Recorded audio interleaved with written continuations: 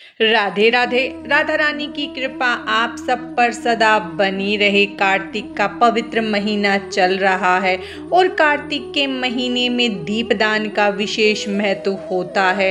इस महीने में 365 पाती का दीपदान करते हैं, जिसे करने से हमें वर्ष भर के दीपदान का फल मिलता है। आज की इस वीडियो में मैं आपको 365 बाती का दीपदान कैसे करें, कहाँ करें और 365 बाती हम कैसे बनाएं उस बारे में बताऊंगी। तो चलिए हम अपनी वीडियो शुरू करते हैं। आप 365 बाती का दीपदान चाहें तो नारियल का जो सूखा गोला आता है उसमें कर सकते हैं, या आप मिट्टी की जो सराई आती है उसमें भी 365 बाती का दीपदान कर सकते हैं। हम 365 बाती का दीपदान नारियल में करेंगे, तो उसके लिए अगर आपके यहाँ महिलाएं नारियल काटती हैं तो आप खुद काट लीजिए, नहीं तो आप अपने हस्बैंड या बेटे से कटवा लीजिए। उसके बाद हम इसे किसी कटोरी में रख देंगे। हम इसे ऐसे ही रखेंगे तो इसमें जब हम घी डालेंगे तो वो गिर जाएगा। इस तरह हम अपने दीपक तैयार कर लेंगे।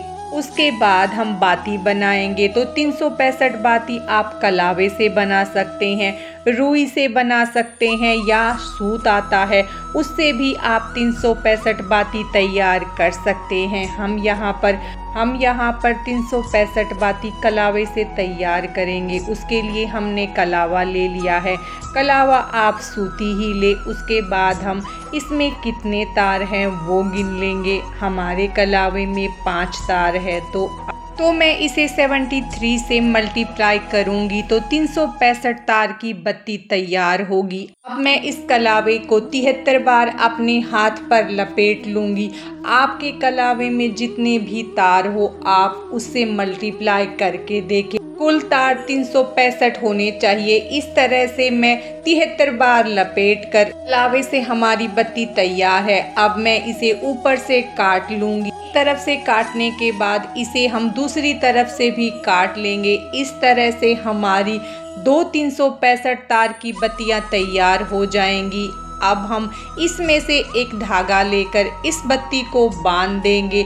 हमें धागा इसी बत्ती से लेना है, अलग से धागा लेकर हम इसे नहीं बांधेंगे।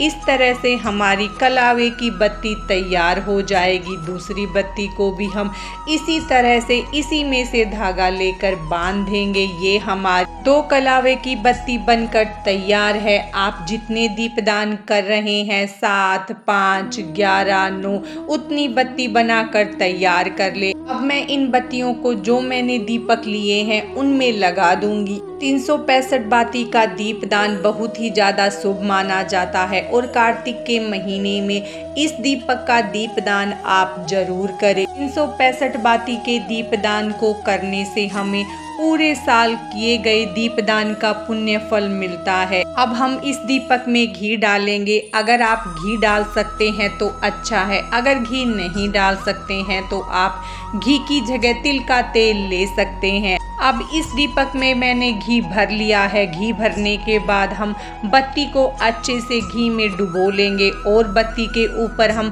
थोड़ा सा कपूर डाल देंगे, ताकि जब हम जलाएं तो ये अच्छे से जल जाए। क्योंकि 365 बातियां हैं तो बाती थोड़ी मोटी हो जाती है, कपूर डालने से ये अच्छे से जल जाएगी। उसके बाद हम दीपक का पहले हल्दी से, रोली से अच्छे से पूजन करेंगे, अक्षत समर्पित करेंगे। उसके बाद हम इस पे से थोड़ा सा जल घुमाकर इसे मिनस देंगे। अब हम ये जान लेते हैं कि हमें 365 बाती का दीपदान कहाँ कहाँ करना है। तो पहला दीपदान हम कार्तिक पूर्णिमा पर भगवान विष्णु या भगवान शंकर के मंदिर में कर सकते हैं।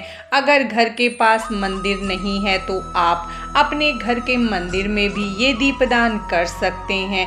दूसरा, हम गोपा अष्टमी के दिन गाय के सामने दीपदान कर सकते हैं। तीसरा दीपदान हम देव उठनी एकादशी के दिन तुलसी के पास कर सकते हैं और चौथा दीपदान हम आंवला नवमी के दिन आंवले के पेड़ के नीचे कर सकते हैं या फिर हम पीपल के पेड़ के नीचे भी ये दीपदान कर सकते हैं। वह दीपदान गंगा जी के तट पर करते हैं। अगर आपके पास गंगा जी है तो आप वहां जाकर उनके तट पर कर सकते हैं। अगर नहीं है तो आप लोटे में पहले गंगा जल डालें, फिर उसे जल से भरकर उसके पास भी ये दीपदान कर सकते हैं। गंगा तट पर जो आप दीपदान करेंगे वो आप पूर्णिमा के दिन ही करेंगे। ये पांचों दीपदान या तो आप अलग अलग तिथि पर कर सकते हैं या फिर ये पांचों दीपदान आप एक साथ पूर्णिमा के दिन भी कर सकते हैं। इसी तरह से आप 5 दीपदान, 7 दीपदान, 9 या 11 दीपदान कर सकते हैं। और जब भी आप दीपदान करें तो